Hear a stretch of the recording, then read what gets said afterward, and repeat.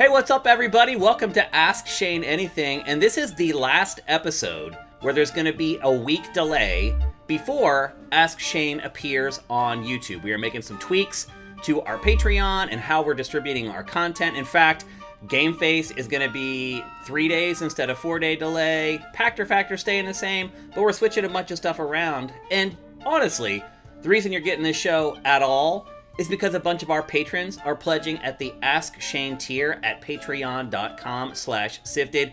So many people are pledging at that tier that this show just keeps rocking on. And I'll just be honest with you, I love doing this show. I really do.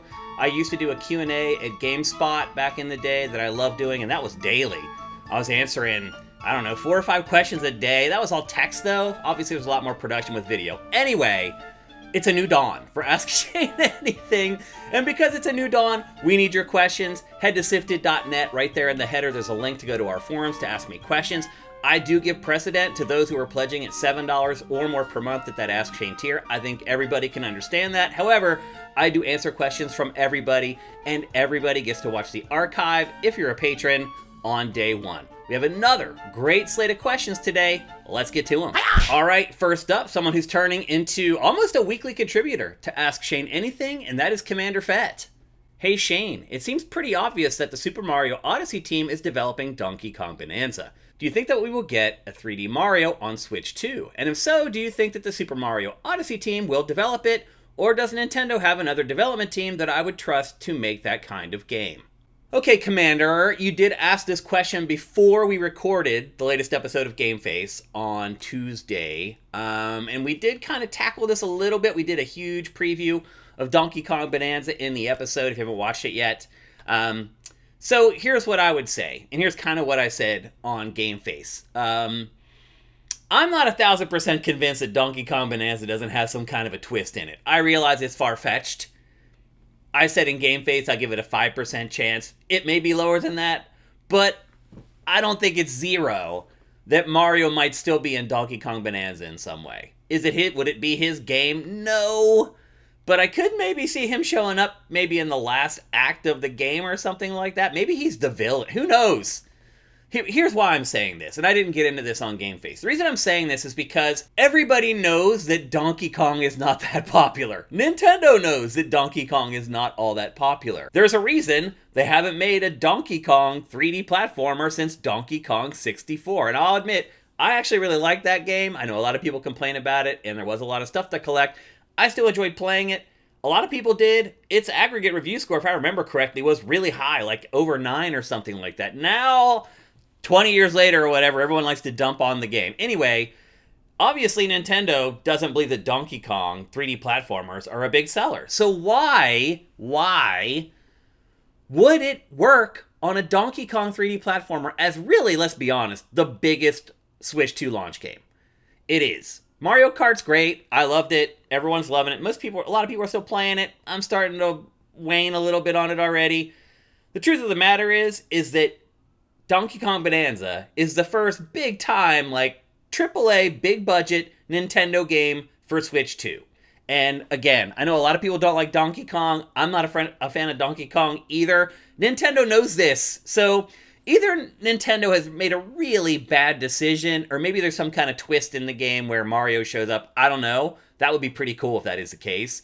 And I think people might be disappointed if it really is just a Donkey Kong game all the way through. So we'll see. So I do think I'm leaving the door open for that possibility. Again, it's less than a 5% chance, but it's fun to dream, isn't it? Now let's talk about Mario Odyssey 2. And I agree with you. And in fact, if you go look at SIFTD.net and go to the game page for Donkey Kong Bonanza, we have updated that game page with the developer as being the same developer as Super Mario Odyssey. To your point, it is pretty obvious at this point that it is the same team. Now your question is, are we gonna get a Mario for Switch 2? Of course we are, Commander Fett. Of course we are. Will we get more than one? Probably not. That doesn't seem to happen anymore as far as 3D Marios are concerned. Nintendo just can't seem to get them finished at the same rate that it used to. So my guess is yes. I mean, we'll definitely get a 3D Mario platformer for Switch 2. No doubt about it. Will we get more than one for Switch 2? I'd give that a 50% chance maybe. but we're definitely going to get one. And then your next question is, well, how long is that going to take? Because now, obviously, if they're working on Donkey Kong Bonanza and they're just wrapping that up, in fact, it's probably done and has been done for a while now. My guess is, and I mentioned this on Game Face, they probably have another team working on Super Mario Odyssey 2 or whatever it ends up being. Not a big team, probably 30 to 50 people doing level design specs and stuff like that. And then once they wrap up Donkey Kong Bonanza, full production goes to Super Mario Odyssey 2, or again, whatever it ends up being called, the next 3D Mario game. And my guess would be, if they really have had that 30 to 50 man team kind of working on pre-production for the next 3D Mario, my guess is probably it could be done in 2 or 3 years, something like that, which I know isn't ideal, but getting a nice boost like a new 3D Mario kind of in the middle of the Switch 2's lifespan could be a nice second wind for Switch 2. So Nintendo's not idiotic. It's not going to not release a 3D Mario, and that's why I'm really struggling to believe that there's not something hidden in Donkey Kong Bonanza or some big twist or surprise in there, because, again, any research will tell Nintendo Donkey Kong is not a popular character for a 3D platformer. So I do think there's something going on here. Maybe Nintendo has found a way to develop both Donkey Kong Bonanza and the next 3D Mario side by side, and it's only a year away or something like that. I really thought, and I said this for a year and a half leading up to the launch of Switch 2, that 3D Mario would be done for the launch of Switch 2. So we got a little bit of I don't know if it's a bait and switch, but we definitely got a switch here with Donkey Kong. And by the way, again, I mentioned this on Game Face, I think Donkey Kong Bonanza looks absolutely incredible. Like, I'm really excited for it. But I do understand a lot of people hate Donkey Kong and can't get over the hump of it's Donkey Kong. To me, it's like the character matters for the first few hours, and then it's about, like, it's a 3D platformer. Do the characters matter in a 3D platformer? It's about mechanics and gameplay and level design and game design. So I look at that genre differently from how I look at a lot of other games. And so for me, does it matter that it's Donkey Kong or it's Mario? Not that much. It could have been Mario picking up slabs of the level and throwing it. And probably why it isn't a Mario game is because Nintendo didn't think that was appropriate for Mario. They probably came up with this destructible tech and we're like fiddling around with it. This is fun. You can surf on the pieces of dirt that doesn't fit Mario, but it kind of does fit Donkey Kong, and I think that's why we're getting Donkey Kong Bonanza. Okay, next up, and I love this, we have yet again a first-time question asker for Ask Shane Anything, and it is Insert Coin Games. You can be next. Shane! I'm also a DJ. I used to play in some clubs in the past, but I ended up quitting. Even though I loved it, I didn't like the scene. Too many drugs, which I wasn't interested in, and the kind of schedule that was leading me down the wrong path. The money just wasn't worth it. I've always played vinyl, and with the arrival of new technologies, I gradually started losing interest. Between work and other obligations, I ended up quitting. During the pandemic, since I was stuck at home, I decided to buy a Pioneer DDJ-1000 controller. Do you think a good DJ today should learn to play on vinyl? You mentioned that you were thinking about getting new gear. I'd love to know what you're planning to get. Okay, Insert Coin Games, you came in with your first question off the top rope. It's a big question and a long question, and I don't want to spend that much time answering it because, let's be honest, most people watch this because it's a Q&A about video games. So I try to keep my answers to non-gaming stuff a little shorter. I'm going to try to do the same here, but obviously this is something I'm very passionate about, and that's not going to be easy. First thing I want to address is you quitting DJing because of the scene. So I would say I did the same thing, kind of. So I was a pro DJ from 94 to like 2001 as far as getting paid to DJ. And I agree with you in some ways. So the drugs, first of all, definitely a thing, definitely a problem. A problem, maybe. So I came from being in bands, punk rock, hardcore bands that we would play shows, and people didn't do drugs at those events. They got drunk. They would drink, and people would get in fights. It would be awful. The skinheads would fight the punks. We'd fight the Nazis, and it was just violence. Alcohol brings violence. People are out of control. It's different, but it's worse. So then I started DJing, and it was nice to just take a record box to a gig instead of having to haul my amp and my bass guitar and unload the drum kit and everyone else's stuff and set it all up, play for 45 minutes, tear it all down, put it back in the car, and get paid like $50. So I went from that to DJing, where I was getting paid way more money to just literally take a box of records all over the East Coast and play. Here's the way I looked at it, is that, yeah, I would go play gigs or go to raves or clubs, and people were on drugs, but it was way better than people being drunk. I will take some person wound up on ecstasy, dancing their ass off, and smiling and hugging people and high-fiving me while I'm DJing because I played a track that they like, over some drunk dude flying through the pit with his hands over his eyes, flailing his fist around. Like, I'm sorry, it's a huge upgrade. So I get it. I don't think that whether you like drugs yourself or not, I don't think that matters when you're talking about this. It's like, what kind of scene do you like? Do you like a peaceful scene where people love each other and they're hugging each other and they're dancing to great music and it's over and everybody smiles and goes home? Or do you prefer the other live music scene where people are fighting and throwing stuff at the stage and all the other stuff that comes along with like rock concerts?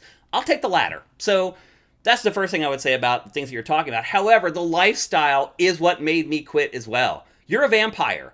You are awake while everybody else is asleep, and you're asleep while everyone else is awake. And I started having a physical issue with this. I was spending so much time awake at night and asleep during the day that I got this eye condition that the doctor called day flash, where my pupils couldn't contract enough to keep the sunlight out, and my eyes would just water like crazy in the daylight. And he's like, this is a direct result of your nocturnal lifestyle. You're not out in the sunlight enough for your eyes to contract. It was crazy.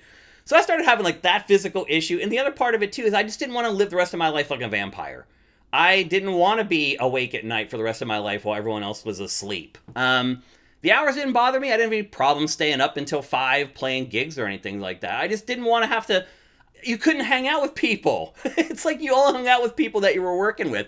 And so I was in college at the same time, and it got to the point where I was like, do I want to pursue this pro DJ thing, or do I want to go into my career in journalism? And I chose journalism. Was it a mistake? Probably.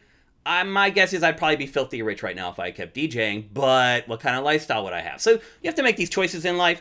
Your last question, do I care if people don't learn how to play on vinyl? I've never been the vinyl snob, and that's definitely a thing among DJs. People who learn how to DJ on vinyl, they're better DJs. They had to learn how to beat match, and that is basically taking 2 songs that are at different beats per minute, and then just with your ear, adjusting the 2 records so that they are at the same exact BPM, and then you mix them together and they play together. Boom, boom, boom. It takes years to train your ear to do that. And so a lot of DJs are angry that now people can just press a button and tracks are beat matched. I've never been that angry about it. Do I think I'm better than most people who just mix on CDJs or controllers? Yeah, I do. I think I am a better DJ than them. But does it matter? It does not. When you're up there playing, nobody cares about what you're doing. They just want to hear good mixes and no train wrecks. And that's what this equipment does. It frees up the DJ's time to be more creative and not worry so much about the beat matching. Because the other thing too with turntables is like they're not 1,000% exact. So even if you had your 2 songs beat matched, they would go off. You have to sit and babysit the records. If it would get a little fast, you'd have to put your finger on the platter to slow it down. You don't have to do that anymore with the new technology. And so now you can just concentrate on doing things like playing samples, scratching, mixing 3 records at the same time. It opens up DJing to way more creative pursuits. So ultimately, I think the equipment thing is better. And I do not hate on people who haven't learned how to beat match and never mixed on vinyl, although I do believe I'm a superior DJ over those people. So that's what I'd say. I am still in the market for gear. I am looking at the Pioneer Opus Quad. It is a controller and all-in-one DJ thing that's basically modeled after 2 CDJ 3000s. So I wanted to get a controller that was the closest thing to the club environment, which is a CDJ 3000. So I am in the market for a Pioneer Opus Quad. I've been trying to save money for it ever since it launched like 3 years ago. I'm kind of right there. I'm going through my vinyl right now. I'm on the cusp of buying it. I'm very excited. And I'm very excited to hear that you got back into DJing as well. All right, our next question comes from SIFTD stalwart Vincent. What is the best way for a generalist gaming site to cover all the games that keep getting updated? I'm not even talking about the normal games as a service treadmill, but major updates like a game leaving early access or a big revamp like Rainbow Six Siege X. Even something like the second half of Lost Records got lost in the lurch a bit. Well, Vince said the best way to do it is to keep reviewing them. I mean, if money is no object and budget is no object, that's what you should do. Every time there's a major update, you should just re-review the game. IGN does do that. It just put out a review for Rainbow Six Siege X. So if I were working at IGN and I had that kind of budget, I would just re-review the stuff. But the problem is that most outlets do not have the budget that IGN has. And when you review a game once, that's kind of it. You may be able to bring that editor back for a lower rate to update it. It's just not worth it because ultimately people are not going to watch it. So you're paying the same money for the review again, but you're not going to get the same results because, let's be honest, like most people could read a bullet-pointed list for these updates and be like, okay, I get it. Because they've already played the game extensively. They can understand the context of those tweaks. So I guess I would say is that there's not much of a reward for doing it. If you have the luxury of a huge budget to do it, then you should, like IGN does. But generally, I don't think financially it's going to be worth it. For you to go back and review Rainbow Six Siege again, my guess is IGN probably got the people who are already playing Rainbow Six Siege to go check out their review, and everybody else is like, whatever, it's not a big deal. So there's not much reward in going back and reviewing those games. Now, in the case of Lost Records, Bloom and Rage, I will admit, I reviewed the first half of that game on GameFace, and I did say that we would come back and talk about it again, because I thought Matt was going to play it, and he could add his insight to the things that I had already said about the game. Plus, I mean, let's be honest, that game is right in our wheelhouse, Matt and I. We have worked in production for 20-some years, and it's a video game basically about producing video. And he never played it, and so that's why we never went back. And so you always have to think about, when you're creating content, is there value there? Are you adding value to it? And the other problem also with Lost Records is that the second half of the game ended up not being a half. It ended up being like an hour and a half of extra content, and kind of disappointing, I would also add. So it just kind of wasn't worth bringing back up in the show again if Matt didn't have the time or the interest in playing it, and so that's why it kind of slipped through the cracks. But to your point, it slipped through everyone's cracks. Like, hardly anybody reviewed the second half of that game. And that is a bit of a drawback of designing your games that way, is that you have to count on the press having the wherewithal and the want and the audience having the interest, and then at the end of the day, the publications having the budget to cover your updates. So I think generally publishers aren't counting on that. I think they're just counting on, okay, we don't really care if the press covers it or not. It would be nice if it did. But we have this built-in audience of fans who are already playing this game, and they're just going to continue on and keep playing. And I think that's the goal, to not bleed players. Not necessarily to grow and add another million players onto your monthly uniques or whatever. I think it's to make sure that you maintain the audience that you have so that cash keeps rolling in. You have to give the players at least a perception that you're trying to continually improve this thing that they love and that they play every day. So I think there's a bunch of different angles to it, but I guess to sum everything up, I just think it's financially not worth it to keep going back and updating these smaller reviews. Even IGN probably isn't getting a return on its investment, but if you have the money to do it, it's okay to be thorough. All right, our last question for this episode comes from Gregor G. Have you met any celebrity that you looked up to when you were younger? Do you have any fun stories to share? Oh, Gregor, here's the thing. So I don't even care about celebrities. If you've watched Game Face, or if you've followed me for I don't care about celebrity anything. I think it's vapid nonsense. So I'm just going to get that out of the way right away. And I'll say this too, I think it's helped me in my career. So I've met all the celebrities. At least I've met every celebrity that mattered up until like 2013. And to be fair, like most of the celebrities that have come since then are like flashes in the pan. They'll have one hit song and they're gone. So I haven't met like the pop stars that have emerged from the last 10 years or so. But every like classic Hollywood celebrity, I've pretty much met them all. Between working in production for 20 some years and living in Los Angeles, I've met all of them. And I'm not bragging, it's just the truth. So how I met most of them is I was the head of digital at Spike TV, and we had these award shows every year called the Guys' Choice Awards, and we had the VGA Awards, and we had the Scream Awards. And between those three award shows every year, you met every celebrity. And in fact, most of the celebrities went to all three of them. So you actually kind of got to know people, which is really weird. And if you worked in digital, like I was always in the green room because we'd have like webcams set up there to show behind the scenes in the green room, and I would be there to make sure that everything's going the way it was supposed to. So you just meet the celebrities, they're just there. Working at MTV, you just get in the elevator, and there's Cedric the Entertainer riding the elevator with you, or some other movie star or whatever. In our building at Game Trailers, in the bottom floor, it was just a bunch of edit suites, and Paris Hilton's show was edited down there, and she was there all the frickin' time. I literally got to know her so well, in fact, that I went to Coachella one year and went to an after party, and she was there with her sister. Her sister ran over my foot with her luggage, and Paris said, "Oh my gosh, what are you doing here?" Like, and I'm sorry that my sister ran over your foot. I was like, this is bizarre. But it's just the way it is when you work. Like, we go out to eat all the time. There's celebrities. Almost every time we go to a nice restaurant, there's a celebrity there. Then there was one night I ended up at Pink's birthday party at this little crappy strip club in a strip mall. It was me, one other person from G4, and like 20 people.